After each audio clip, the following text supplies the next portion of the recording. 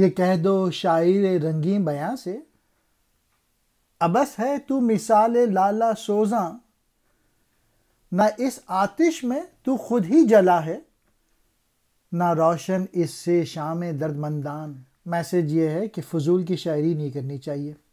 اس ربائی میں اقبال کہہ رہے ہیں کہ میری طرف سے جو رنگا رنگ شعر کہنے والے ہیں ان سے کہہ دو کہ اس پوئٹری لکھنے کا کیا فائدہ ہے اگر تو لالے کی طرح جلا ہے۔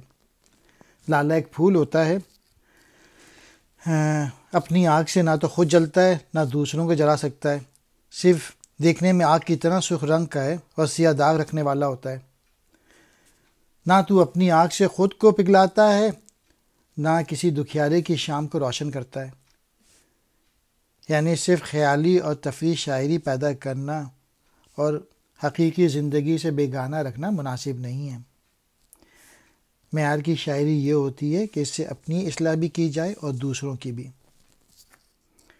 شاعر رنگیں بیاں، خوبصورت انداز کا شاعر، خوش کلام شاعر۔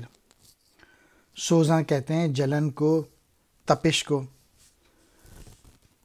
شام درد مندان، کسی دکھیارے غمزدے کی شام۔